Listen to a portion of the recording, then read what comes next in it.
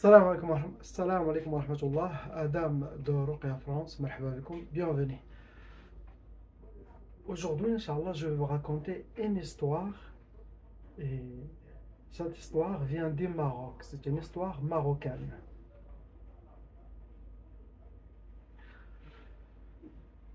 Dans cette histoire, il y a un homme chasseur qui aime chasser surtout les lapins. Donc, un jour, il est allé à la forêt et il a mis des pièges pour les lapins. Il était presque nuit, donc il a posé ses pièges et en même temps, il faisait beau, il faisait pas froid. Il a décidé de s'allonger sous un arbre, dormir. Comme ça, vers le Fajr, il se réveille et prendre ce qu'il a chassé chez lui à la maison. Il a posé les pièges très tard, vers 2 heures du matin. Imaginez-vous, quel courage. Dans une forêt. Il est allé s'allonger sous un arbre tranquille. Il est parti dormir profondément.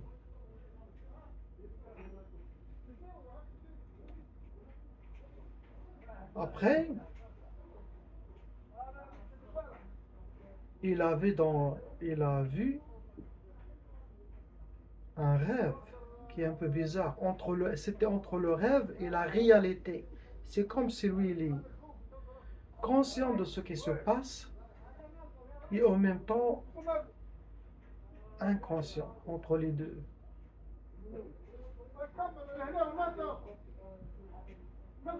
Désolé, il y a des travailleurs dehors, tunisiens, qui s'engueulent toute la journée. Ils parlent plus qu'ils travaillent. Il faut qu'on parle toute la journée, mais le travail, quand tu vas avoir le résultat de la journée, la hawla wa la quwwata illa billah. Donc, qu'est-ce qu'il a vu? Il a vu comme deux choses, il ne sait pas c'est quoi, invisibles, en haut de l'arbre, qui sont en train de bouger. Bouger, ils parlent entre eux. Ils disent, mais lui, qu'est-ce qu'il a? On dirait il n'écoute rien, il ne voit rien. Comme ça. Et un de eux a descendu sur sa poitrine, entre sa poitrine et sa ventre. Et il a commencé à l'étrangler. Et après, il l'a relâché, il est remonté chez l'autre. Étonné, il parle avec son ami, ces deux créatures. Et l'homme là, il s'est réveillé. Il s'est réveillé, il a touché comme ça, il a regardé autour de lui, au haut de l'arbre, et il ne voit rien du tout. Il s'est réveillé, c'était le temps de le Fajr. Donc, il a fait ses ablutions, il a fait sa prière de le Fajr, et en dirigeant vers ses trappes, il les a vues qui sont vides, et d'un coup, une trappe, il a entendu de loin des cris. Il entend des cris, mais bizarres. Et il a vu qu'il y a une trappe qui a attrapé un petit lapin noir.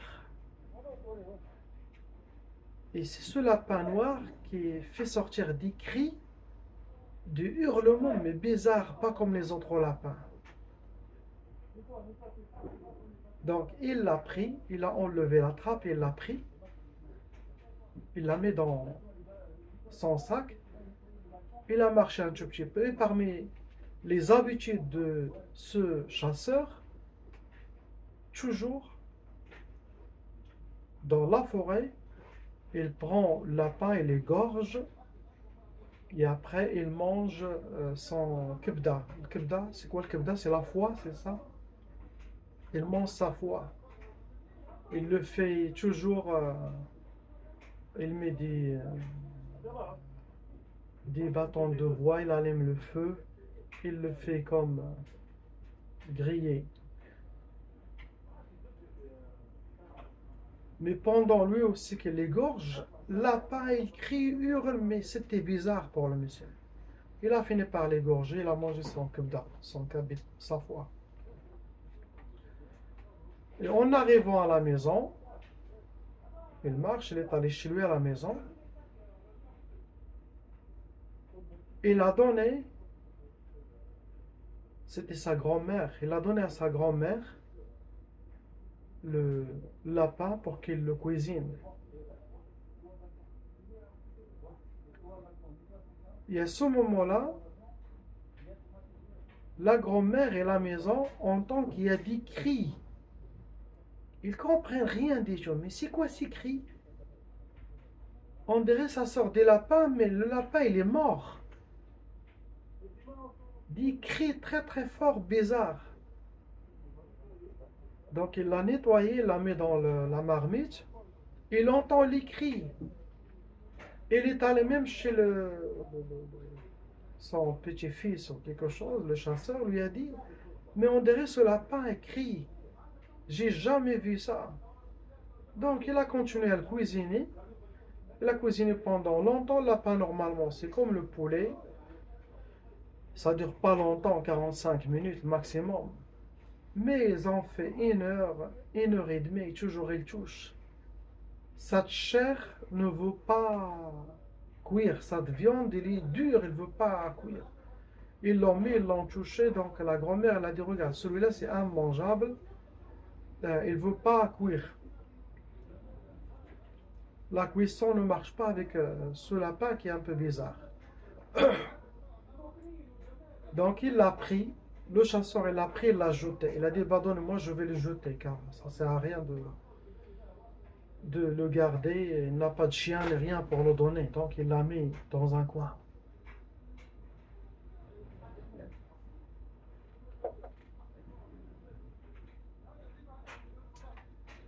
Et après le monsieur, de ce jour-là, il a commencé à avoir très très très mal à son estomac. Jusqu'à que il ne peut plus rien manger. Et même ça l'a coupé l'appétit. Tous les jours, jour après jour, il n'arrive pas à manger ni à avaler quelque chose. Il a commencé à maigrir.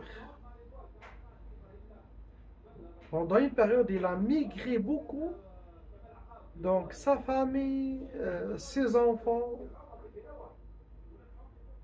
ils ont fait tout, mais il continue à maigrir et il n'arrive pas à manger. Donc il a souffert, il a perdu beaucoup de kilos.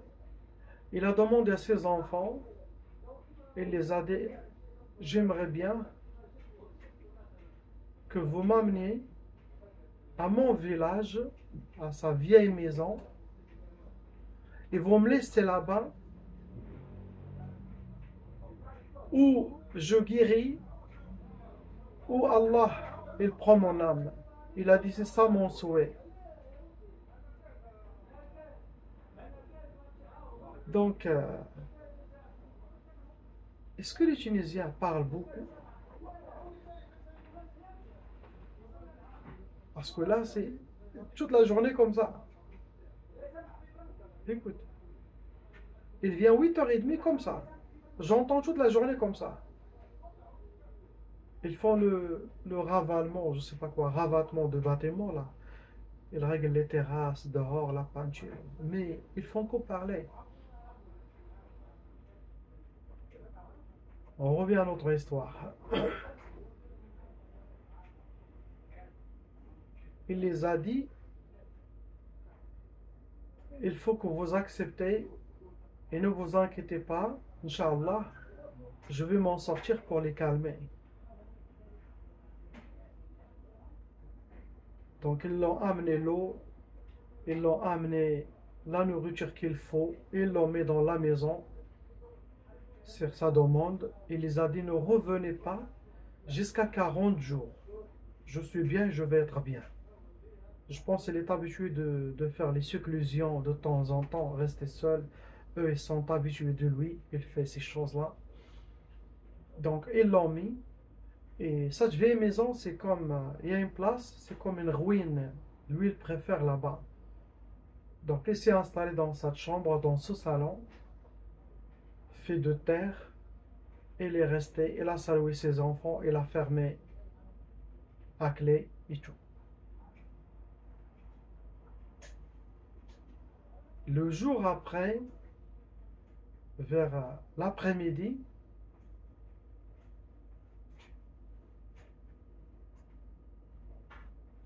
il a entendu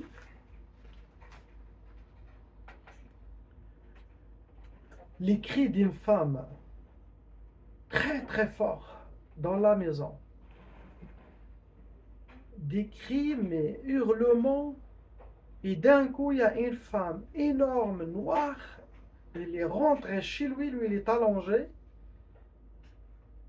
qui fait peur et qui crie. Il crie, et il veut le tuer. Et lui aussi criait. Il avait la peur, il fait les dhikr d'Allah et tout ça pour arrêter ça.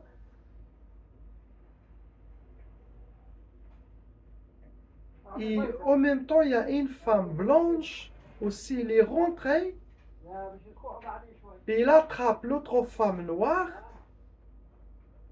et l'empêche d'aller étrangler sa tombe. Cette femme blanche, lui, il raconte, il a vu tout ça devant lui. Et il lui dit, qu'est-ce que tu veux de lui? Qu'est-ce que tu veux de cet homme? Et il a dit, je veux le tuer comme il a tué mon fils. Et je veux manger sa foi comme il a mangé la foi de mon fils. Et la femme blanche, elle a dit, laissez-le. Lui, il n'a rien fait de mal. La faute vient de votre fils. Et ils disparaissent. Chaque jour comme ça, le jour après, la femme noire rentre. Il veut se jeter sur l'homme et la femme blanche apparaît, l'empêche. Pour la troisième fois, il raconte l'homme 3 fois, pareil. Et dans la troisième fois, la femme blanche, elle lui a dit, il faut qu'on arrête ça et on arrive à une solution. Tu ne peux pas continuer comme ça. Il a dit, ce que je te propose, il faut que tu acceptes. Tu n'as pas le choix. La femme blanche, la dame blanche, elle parle avec la dame qui est noire. Il a dit, on l'amène chez notre juge, chez le juge. Et c'est lui qui va dire ce qu'il va faire. Avec lui ou avec vous aussi. Dans cette histoire. La femme a fini par accepter. Il a dit que la femme blanche vient à lui. Il l'a pris, il l'a mis debout. Il marche avec lui, il a dit, ne t'inquiétez pas. Il a dit, tu viens avec nous. Approche un petit peu. Il lui a montré un trou par terre. Il lui a dit, regarde, est-ce que tu vois ce trou, le hafra? Il a dit, oui, je vois. Il a dit, ferme tes yeux, on va rentrer dedans. L'homme raconte, il a fermé ses yeux et en ouvrant ses yeux, il s'est trouvé dans un autre monde, différent que le nôtre, devant un juge. Il y a la femme blanche et la femme noire et des assistants de ce juge qui le regardent. Il a dit, le juge a pris la parole. Il a dit, qu'est-ce qui se passe? Et la dame blanche lui a raconté l'histoire. Après, il s'est tourné vers la femme noire et lui a dit, dis-moi qu'est-ce qui s'est passé. La dame noire, il a dit, je veux prendre la vengeance de ce monsieur qui a tué mon fils et qui a mangé sa foi. Je veux faire pareil, comme ce qu'il a fait à mon fils. Et il s'est tourné vers l'homme, le juge. Il lui a dit, raconte-moi qu'est-ce qui s'est passé exactement. Il lui a dit, je suis un chasseur, je chasse dans la forêt, la nuit, mais toujours, avant de faire ma chasse, et toujours dans la forêt, je dis au monde invisible, bien sûr au djinn, il lui dit, نحن بالله وبالشريعة معكم. احنا بالله وبالشرع معك. كيف ما تنقول في المغرب. احنا بالله وبالشرع معك. Mais pour les gens qui le connaissent, il dit, nous, on est avec Allah et avec notre charia avec vous. C'est comme un warning, un avertissement. C'est comme quelqu'un, avant de jeter l'eau, il faut dire Salam alaikum ou Bismillah ar-Rahman ar-Rahim, avertir s'il y a quelqu'un dans ce jardin qu'il part et qu'il ne sera pas touché par sa taupe. Qu'il ne sera pas dérangé par cet objet ou blessé par cet objet ou par sa taupe, par cette chose que les gens jettent. Il a dit toujours, et je fais mes dhikr et je dis Bismillah, Salat sur Sayyidina Muhammad, toujours pendant mon travail, pendant que je chasse et pendant que je finis. Il lui a dit, le juge a regardé la femme noire et lui a dit, l'homme n'a rien fait de mal. La faute vient de vous et de votre enfant. Combien de fois je vous ai averti de ne jamais prendre la forme d'un animal ou des animaux que les humains chassent ou que les humains mangent. Je vous ai averti de ne jamais prendre forme à tout ce que les humains mangent. Mais vous ne les écoutez jamais, vous ne les écoutez pas. Et voilà encore un cas que les humains ne sont pas fautifs. Il a dit, cet homme d'aujourd'hui, il est libre. Et si toi, tu viens dans son chemin, ou tu t'apparais à lui, ou tu essaies de toucher pour le mal, tu vas le payer très cher et je vais te juger par les pires jugements, les plus durs. Je ne veux plus te voir dans la zone de cet homme ou que tu vas vers lui. On a fini cette histoire. Il a dit, après, la femme, il a pris le monsieur blanc, la femme blanche, il a pris le monsieur, il a dit, Mabrouk, Allah il t'a sauvé. Il a dit, ferme tes yeux. Ils ont rentré dans ça, il se vit aussi dans cette chambre allongée.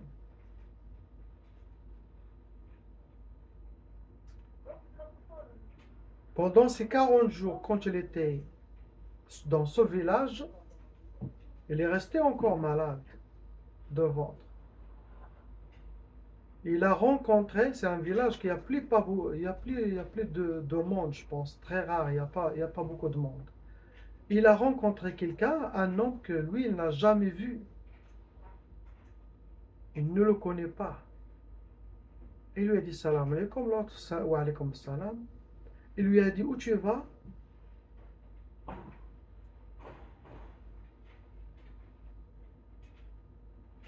Non, ça c'est le deuxième, je vais raconter. Le premier, il a rencontré quelqu'un, les gens du village, il lui a dit, si tu veux guérir de ton estomac, il lui a raconté l'histoire, qu'il a mangé quelque chose, que son estomac il a mal et tout ça. n'a pas raconté l'histoire des djinns, rien du tout. Il a dit, bah, si tu veux guérir, tu manges la même chose, tu manges la foi d'un mouton ou d'une chèvre ou d'une vache, tu fais pareil, tu la grilles sur le feu et tu vas guérir, Inch'Allah. Il a décidé d'aller chez le boucher et chercher la foi de n'importe quel animal. Et en marchant, il a rencontré cet homme que je vous ai dit, un homme il vient de quelque part d'autre, qui n'est pas du village. Il lui a dit, Salam alaikum, vous allez où? Il a dit, je vais aller chercher la foi, car ils m'ont dit que c'est ça qui va aider à...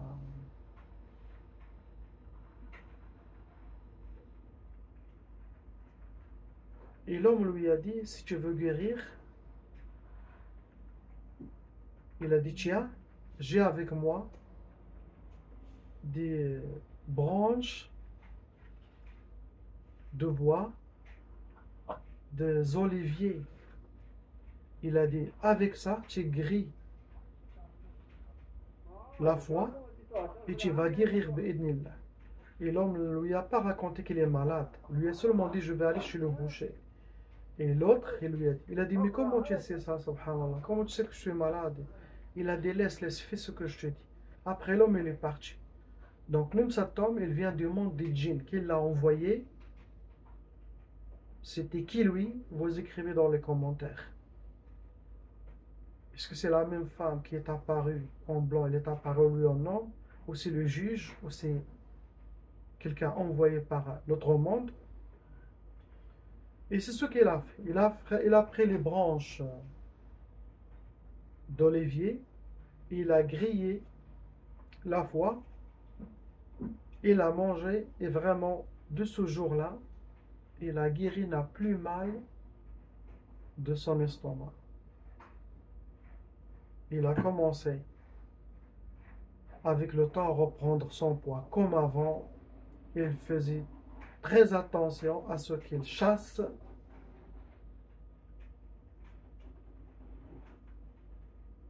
Il a appris aux gens du village ce que lui a passé pour qu'il fasse attention. Demander les chers qu'est-ce qu'il doit faire, est-ce qu'il doit continuer ou quoi. C'est ça l'histoire d'aujourd'hui. C'est une histoire marocaine. Au Maroc, il y a beaucoup d'histoires des djinns réels. Donc, c'est l'histoire d'aujourd'hui. J'espère qu'elle vous a plu. Inch'Allah, la prochaine histoire. Le monde des djinns, il y a les bons, il y a les mauvais. Ils ont leur loi, ils ont leur juge juste. Ils vous donnent votre droit. Si vous arrivez chez le juge, ils regardent leur loi. C'est bien sûr les juges musulmans. Vous tombez sur eux, vous allez être pris dans leur monde, après sorti dans notre monde. Il y a plusieurs histoires du jugement humain chez les djinns. La ilaha illallah, habibuna Muhammad Rasulullah. Salam alaikum.